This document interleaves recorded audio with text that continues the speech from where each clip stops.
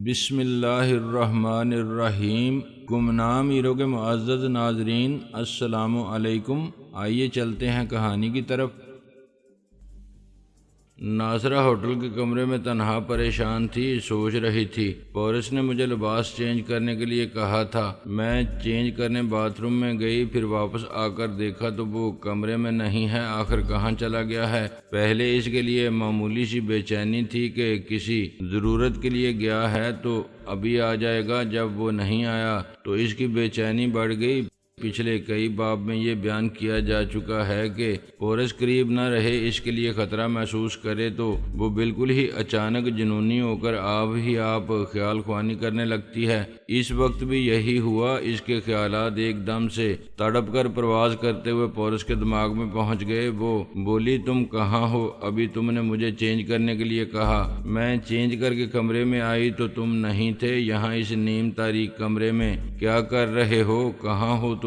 ایسے وقت جلال پاشا پورس کے دماغ میں رہ کر وہی آخری فکرہ کہہ رہا تھا کہ وہ اس کے دماغ میں زلزلہ پیدا کرے گا۔ جب وہ بے حال ہو جائے گی، سانس روکنے کے قابل نہیں رہے گی، تب اسے سمجھائے گا کہ وہ دشمن کو پورس سمجھ رہی ہے۔ جلال پاشا یہ کہہ کر پورس کے دماغ سے جانے والا تھا کہ تب ہی ناصرہ کی سوچ کی لہروں کو سن کر حیرانی سے رک گیا اور اس کی باتیں سننے لگا۔ پورس نے خوش ہو کر کہا، ناصرہ، تم میری محبت میں جنون کی حد تک تڑپتی ہوئی میرے دماغ میں آ گئی ہو سکتا ہے مجھے پاتے ہی تمہارا جنون ختم ہو جائے اور تم خیال خوانی نہ کر سکو، لیکن تمہارے جنون کو قائم رہنا چاہیے کیونکہ میں دشمنوں کی قید میں ہوں۔ ویسے احتیاطاً تم ثنا کے پاس جاؤ۔ ثنا نے ناصرہ کو اپنے ہوٹل کا پتہ اور کمرہ کا نمبر بتایا، پھر کہا، تم ابھی میرے بھائی جان کے پاس نہیں بلکہ اس شیطان کے پاس ہو، فوراً وہاں سے نکل آؤ۔ میں ابھی آ رہی ہوں اور اگر وہ پارس ابھی میرا پورس بن کر آئے گا تو اسے زندہ نہیں چھوڑوں گی۔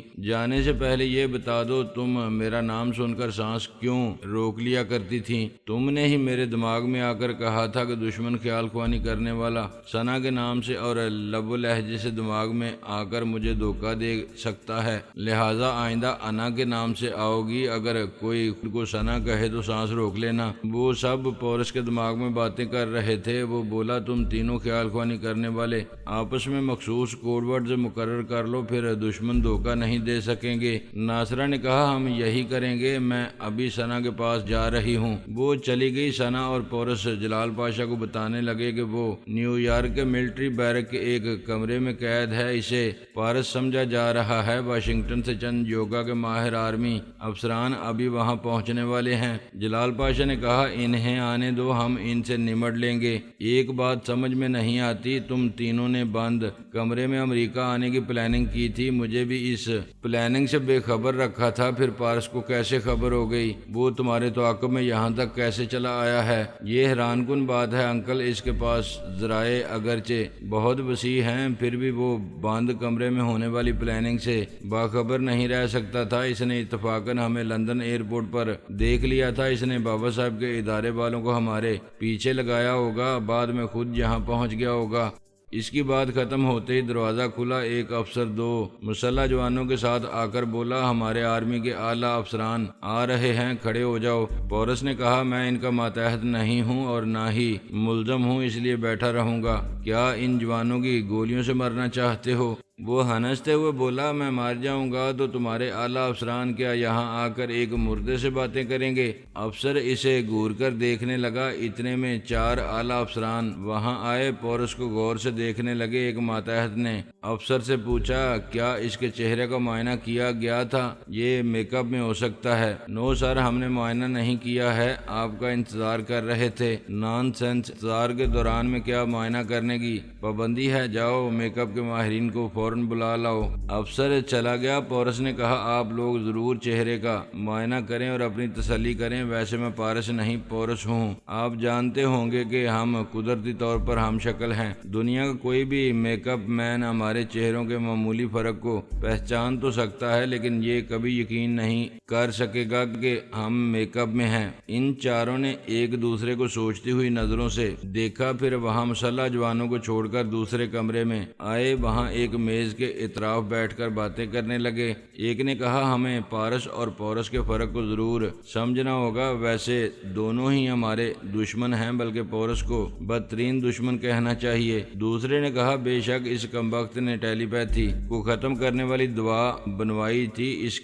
اس نسخے کے باعث درجنوں ٹیلی پیتھی جاننے والے امریکی اس غیر معمولی علم سے محروم ہو چکے ہیں۔ تیسرے نے کہا اگر یہ پورس نہ ہوا تو پارس کو سزائے موت دینا مشکل ہوگا، ہم دیکھتے آ رہے ہیں فرہاد کی ہلاکت کے بعد اس کے دونوں بیٹے پارس اور علی تیمور دونوں ہمارے نہایت خطرناک کرائے کے قاتلوں اور مختلف ایجنسیوں کے ایجنٹوں کو موت کے گھاٹ اتار دیا ہے۔ ہاں، فرہاد نے بھی اپنی زندگی میں برسہ برس تک ہمارے ملک کو نقصان پہنچایا ہے، اس کے بیٹے بھی ایسا ہی کر رہے ہیں۔ اگر ان میں سے ایک بیٹا پارس یہاں پر قیدی ہے تو پھر باپ کی طرح مارا جائے گا، کسی دن علی تیمور بھی ہمارے نشانے پر آئے گا تو فرہاد کی نسلیں مٹ جائیں گی۔ ہم آئندہ بابا صاحب کے ادارے کے دباؤ میں نہیں رہیں گے۔ وہ افسران خشکی، بحری اور فضائی فوج کے اعلیٰ افسران سے رابطے کر کے بتانے لگے کہ قیدی بننے والا پارس بھی ہو سکتا ہے اور پورس بھی، کیا وہ اسے قیدی بنا کر اس سے فائدے اٹھائیں یا گولی مار دیں؟ یہی سوال چیف آف آرمی سٹاف سے کیا گیا۔ اس نے کہا کہ پہلے یہ دیکھا جائے کہ اسے زندہ رکھنے سے الٹا نقصانات کی تلافی ہو سکتی ہے تو ایسی کال کوٹڑی میں رکھا جائے کہ اس کے خیال خوانی کرنے والے اسے رہائی نہ دلا سکیں، کوئی خاص فائدہ حاصل نہ ہو تو اسے گولی مار دی جائے۔ ان چاروں نے پورس کے کمرے میں آ کر دیکھا۔ میک اپ کے ماہرین اس کے چہرے کا معائنہ کر رہے تھے اور یقین سے کہہ رہے تھے کہ نہ ماسک میک اپ ہے اور نہ ہی پلاسٹک سرجری کا شبہ ہو رہا ہے، یہ پیدائشی چہرہ ہے۔ وہ تینوں ماہرین چلے گئے۔ ایک افسر نے پوچھا امریکہ کس مقصد سے آئے ہو؟ پورس نے کہا یہ دیکھنے آیا ہوں کہ یہاں کے حکمران مجھے گولی ماریں گے یا اپنے سر پر بٹھائیں گے۔ ایسا کیا کارنامہ کرنے آئے ہو کہ ہم خوش ہو کر تمہیں سر پر بٹھائیں گے؟ کولمبیا تمہارے ملک میں ہے لیکن وہاں کے سارے حکمران امریکی بالادستی پسند نہیں کرتے ہیں۔ تم وہاں اپنے حاوی رہنے کے لیے دو ہتھ کنڈے استعمال کر رہے ہو، ایک یہ کہ کولمبیا کے مغرب میں پاناما ہے جہاں امریکی فوجی اڈا ہے، وہاں امریکی فوج کی دہشت ہے، کیا یہ سچ ہے؟ سچ ہے، آگے بولو۔ تمہارا دوسرا ہتھ کنڈا یہ ہے کہ ڈرگ مافیا کے گاڈ فادر کارسیلو کی پشت پناہی کرتے ہو اور کولمبیا پر اس کی ذاتی فوج قائم کر کے اور ٹنوں کے حساب سے منشیات کی اسمگلنگ کر کے وہاں کی معیشت کو کمزور کرتے رہتے ہو اور وہاں کی حکومت کے لیے مستقل عذاب بنے رہتے ہو، کیا یہ سچ ہے؟ سچ ہے، آگے بولو۔ بین الاقوامی قوانین اور اقوام متحدہ کے تحت ہونے والے معاہدے کے مطابق 31 دسمبر 1999 کو رات کے 12 بجے امریکہ کو پاناما سے دستبردار ہونا پڑے گا، وہاں سے اپنی تمام فوجیں بھی لے جانی ہوں گی، کیا یہ سچ ہے؟ چاروں افسران پورس کو گور کر دیکھنے لگے، پھر ایک نے کڑک کر پوچھا تم کہنا کیا چاہتے ہو؟ تم آدمی ہو، بجلی نہیں ہو، کڑک کر نہ بولو۔ مغربی کولمبیا سے تمہاری فوجی دہشت ختم ہو جائے گی، باقی کولمبیا سے میرے خیال خوانی کرنے والے گاڈ فادر کارسیلو کو تگنی کا ناچ نچا کر وہاں کی ڈرگ مافیا کو ختم کر دیں گے۔ کیا کولمبیا کا استحصال کرنے کے لیے تمہاری کوئی سیاسی چال کامیاب ہو جائے گی؟ ایک افسر نے کہا ہم یہ نئی بات سن رہے ہیں کہ تمہارے پاس خیال خوانی کرنے والے ہیں، میں ابھی ثابت کروں گا، جاؤ اور گاڈ فادر کارسیلو سے کوئی کام لینے کی کوشش کرو، تم اس سے جو چاہو گے وہ اس کے برعکس کرے گا۔ انہوں نے ایک دوسرے کو دیکھا، پھر ایک نے پوچھا تمہارے پاس کتنے خیال خوانی کرنے والے ہیں اور وہ اچانک کہاں سے پیدا ہو گئے ہیں؟ یہ میرا ذاتی راز ہے، پہلے میرے اس راز کی تصدیق کرو۔ وہ چاروں وہاں سے چلتے ہوئے دوسرے کمرے میں گئے۔ پورس نے سوچ کے ذریعے کہا انکل آپ سنا کو یہاں کے حالات بتا کر یہاں لے آئیں، اگر ناصرہ کی ٹیلی پیتھی برقرار ہوگی تو میرا پلڑا اور باری رہے گا، میں ابھی انہیں بلا کر لاتا ہوں۔ جلال پاشا چلا گیا۔ دوسرے کمرے میں وہ چاروں اپنے اعلیٰ افسران کو پورس کی باتیں تفصیل سے بتا رہے تھے۔ ایک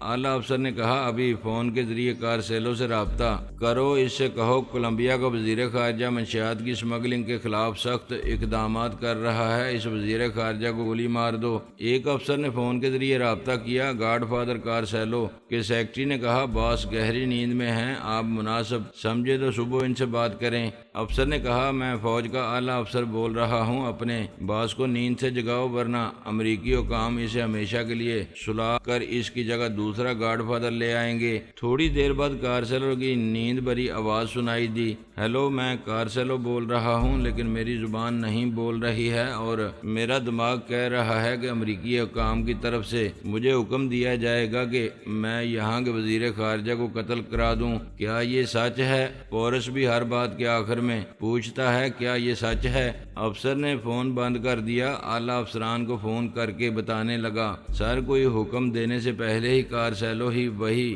باتیں کرنے لگا جو پورس ہم سے کر چکا ہے۔ اس کا مطلب واضح ہے کہ پورس کا کوئی ٹیلی پیتھی جاننے والا کارسیلو کو غائب دماغ بنا کر خود بول رہا تھا۔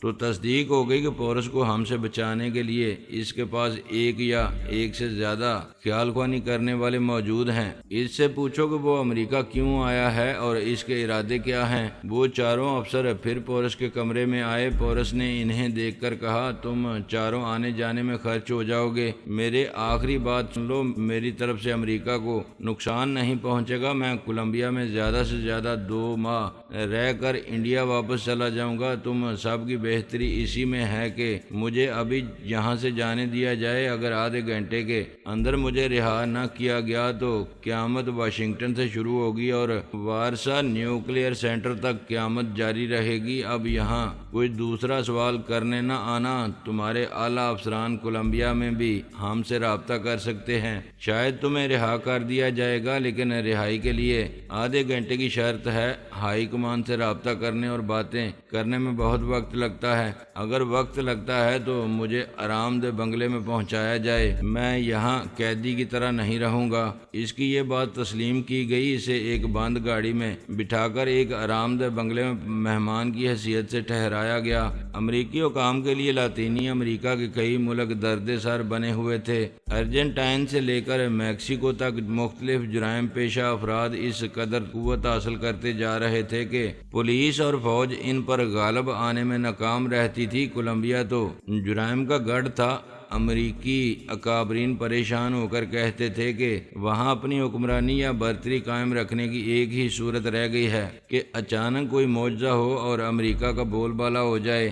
اب امریکی اکابرین کو معجزے کے آثار نظر آ رہے تھے۔ وہ آپس میں مشورہ کرنے لگے کہ پورس سے دوستانہ مراسم رکھے جائیں اور اسے زیادہ سے زیادہ فائدے پہنچائے جائیں تو وہ اپنی ذہانت مکاریوں اور اپنے خیال خوانی کرنے والوں کی مدد سے لاطینی امریکہ کے کئی ممالک کو ان کے زیر اثر لا سکتا ہے۔ ناصرہ کو معلوم ہو چکا تھا کہ وہ پارس کو پورس سمجھ کر دھوکہ کھا رہی تھی۔ اس نے فوراً ہی وہ جگہ چھوڑ دی، ثنا کے بتائے ہوئے پتے پر اس کے پاس آ گئی۔ اس کی لا علمی میں پورس نے ثنا اور جلال پاشا کو سمجھایا، ایسا پہلے کئی بار ہو چکا ہے، جب میں خطرات میں گر جاتا ہوں تو ناصرہ تڑپ کر بے اختیار خیال خوانی کرنے لگتی ہے۔ ابھی ناصرہ کو یہ نہ بتایا جائے کہ امریکی اکابرین مجھے قیدی سے مہمان بنا چکے ہیں۔ ناصرہ کو یہی معلوم ہونا چاہیے کہ پہلے وہ مجھ سے مذاکرات کریں گے، پھر کسی معاملے میں میرے انکار کرنے پر مجھے سزائے موت دیں گے۔ جلال پاشا نے کہا، یہ اچھی تدبیر ہے، وہ جب تک تمہیں سزائے موت سے نہیں بچائے گی تب تک بے چین رہ کر تمہیں واپس پا لینے کے جنون میں خیال خوانی کرتی رہے گی۔ ہاں، اس طرح ہو سکتا ہے خیال خوانی کرتے رہنے سے اسے اپنی پچھلی زندگی بھی کچھ یاد آ جائے۔ اگر یاد نہ بھی آئے تو ہماری ٹیم میں ٹیلی پیتھی جاننے والوں کی تعداد میں اضافہ ہوگا اور ہم مخالفین کو متاثر کر سکیں گے۔ میں تو دعا کروں گا اور کوشش بھی کروں گا کہ ناصرہ بیٹی کی خیال خوانی باقی رہے۔ وہ اپنی بیٹی ثنا کے دماغ میں آ کر اس کی زبان سے بولا، ناصرہ بیٹی، انہوں نے پورس کو بیرک کے اس کمرے سے ایک بنگلے میں منتقل کر دیا، یہ ان کی کوئی چال ہو سکتی ہے۔ پارس کو معلوم ہوگا کہ تمہارا پورس امریکہ کے شکنجے میں ہے، وہ پورس کو سزائے موت دلانے کے لیے مکاری سے کام لے گا، امریکیوں سے دوستی کر کے پورس کو کبھی ان کی قید سے نکلنے نہیں دے گا۔ وہ نفرت اور غصے سے بولی، اس سے پہلے ہی پارس کو موت آئے گی۔ اب میری سمجھ میں آ رہا ہے کہ میں لباس چینج کرنے باتھ روم گئی تھی تو وہ مجھے وہاں چھوڑ کر بھاگ گیا۔ وہ کیوں بھاگا تھا؟ میں نے اسے پورس سمجھ کر پیار کیا تھا، میرا کچھ زہر اس کے اندر پہنچ گیا ہے، وہ اس زہر کا توڑ کرنے کے لیے ضرور کسی تجربے کا ڈاکٹر کے پاس گیا ہوگا۔ جلال پاشا نے کہا پھر تو وہ زندہ بھی ہوگا تو تمہارے زہر کے باعث اس کا دماغ کمزور ہوگا، ہمیں ابھی اس کے دماغ میں جا کر انتقامی کارروائی کرنا چاہیے۔ ان تینوں نے بیک وقت خیال خوانی کی پرواز کی۔ پارس نے اپنے دماغ میں سوچ کی لہروں کو محسوس کر کے پوچھا کون ہے؟ جلال پاشا نے حیرانی سے کہا اوہ ہم تمہارے دماغ میں آ گئے ہیں جبکہ ہمیں پارس کے دماغ میں پہنچنا چاہیے تھا۔ میرے ساتھ ناصرہ اور ثنا بھی ہیں۔ تمہیں معلوم ہونا چاہیے کہ ناصرہ کے زہر کے ذریعے پارس اب تک یا تو مر چکا ہوگا یا بروقت زہر کا توڑ کر کے زندہ ہوگا تو دماغی طور پر ضرور کمزور ہوگا، ہمیں اپنے اندر آنے سے نہیں روک سکے گا۔ پورس نے کہا آپ کو اور ثنا کو میرے اور پارس کے لب و لہجے کا معمولی سا فرق معلوم ہے، اس کے باوجود آپ تینوں میرے اندر پہنچ گئے۔ شاید آپ نہیں جانتے کہ ایک وقت میں پارس بہت زہریلا رہ چکا ہے۔ علاج کے ذریعے اس کے زہریلے پن کو بڑی حد تک ختم کیا گیا ہے، لیکن وہ اب بھی ناصرہ کے زہر کے اثرات کو برداشت کرنے کے قابل ہوگا اور زندہ ہوگا۔ ناصرہ نے کہا تمہاری قسم اگر وہ زندہ ہے تو میں اس کی موت تک اسے ڈستی رہوں گی۔ نہیں ناصرہ، تم لوگوں نے اس کے دماغ تک پہنچنے میں دیر کی ہے۔ اس مکار نے خطرہ محسوس کرتے ہی اپنے کسی خیال خوانی کرنے والے کے ذریعے اپنا لب و لہجہ تبدیل کر لیا ہوگا۔ تم تینوں اب اس کے دماغ تک نہیں پہنچ سکو گے۔ وہ تینوں دماغی طور پر اپنی اپنی جگہ پہنچ گئے۔ جلال پاشا کسی فلائٹ سے وہاں آنے والا تھا۔ ناصرہ اور ثنا ہوٹل کے کمرے میں تھیں۔ ناصرہ کو غصہ آیا کہ دشمن ہاتھ آتے آتے نکل گیا ہے۔ اس نے جلا کر اپنے گلے سے نیکلس کو نوچ کر سامنے والی دیوار پر دے مارا، وہ ٹوٹ کر فرش پر آ کر بکھر گیا۔ ناصرہ نے اپنی جوتی سے اسے بری طرح کچلتے ہوئے کہا یہ نیکلس اسی شیطان کے بچے نے خرید کر دیا تھا، میں نے پورس کے کہنے سے پہن لیا ورنہ میں اس پر تھوکنا بھی پسند نہیں کروں گی۔ ثنا اس کے غصے کرنے کے انداز کو دیکھ رہی تھی، پھر اس